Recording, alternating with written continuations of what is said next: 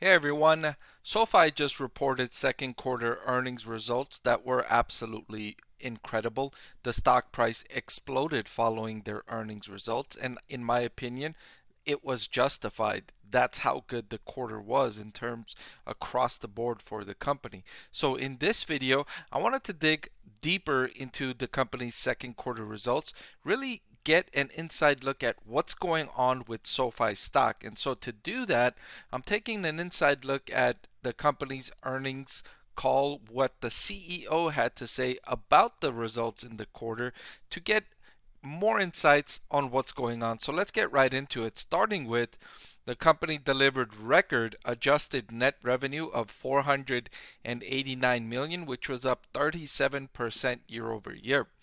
This is really good growth in the quarter for SoFi, considering the macroeconomic headwinds in the economy, right? Interest rates were much higher than they were the same time last year. Inflation is coming down, but it's still persistent. There's a war going on in Ukraine still. There's all of these factors going on that have limited or slowed down economic growth in the second quarter this year compared to the second quarter last year. And despite all of that, SoFi delivered 37% growth. So kudos to SoFi there. At SoFi Bank specifically, they had over 63 million of GAAP net income at a margin of 17%. So if this was the only part of SoFi's business, they would have been net profitable on the bottom line with the net profit margin of 17%. But the company has other lines of business. Here's another thing that was impressive in the quarter, that they continued to fuel high quality deposits that increased by $2.7 billion in the quarter. So that's how much they added from the previous quarter. And they ended the quarter with $12.7 billion in deposits. And importantly, 90% of their customer deposits are from sticky direct deposit members. And what they mean by sticky is that these members will be slow to change to different bank accounts because it takes time to set up direct deposit.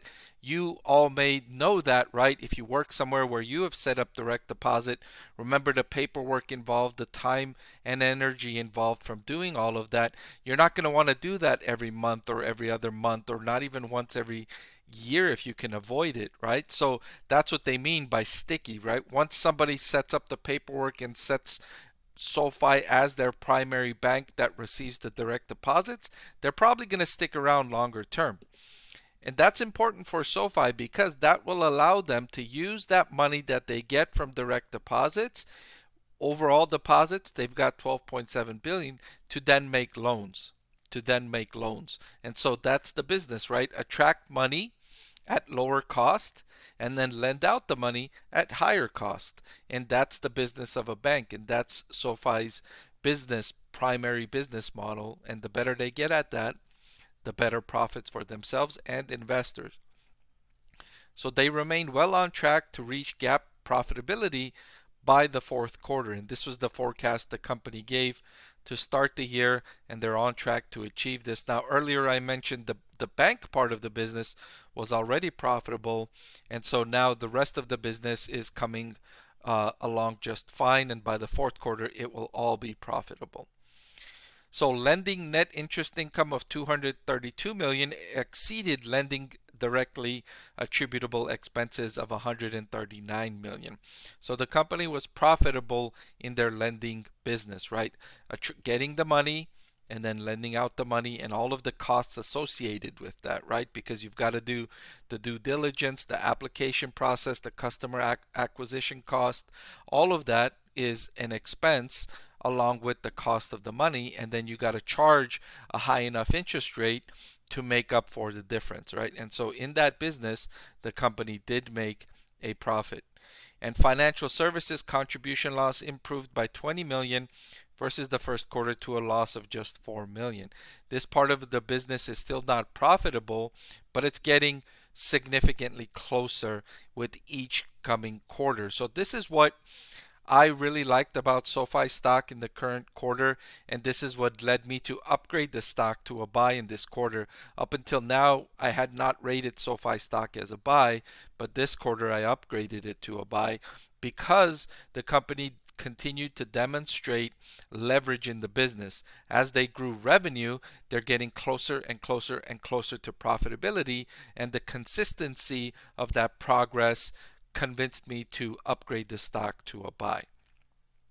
They also added a record number of 584,000 new members in the second quarter, bringing total members to 6.2 million, 44% growth year over year. So it's clear to me that everything that SoFi is doing to attract new members is working.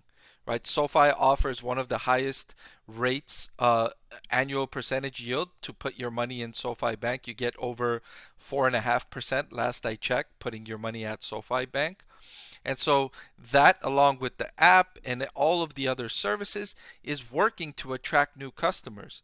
44% year over year growth.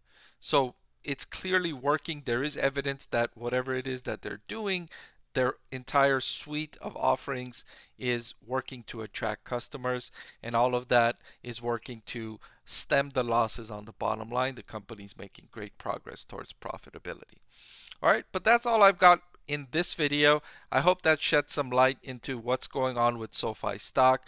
Why the stock is up so much is because the company deserved the higher valuation because of the excellent performance in the quarter, on top of the performance that they've built over the last several quarters. So good job, SoFi, and congratulations to all of you SoFi shareholders who saw your stock prices increase considerably following these earnings results. All right, thank you so much for watching. I want to thank the Motley Fool for sponsoring this video. Visit fool.com/Parkev for the 10 best stocks to buy now.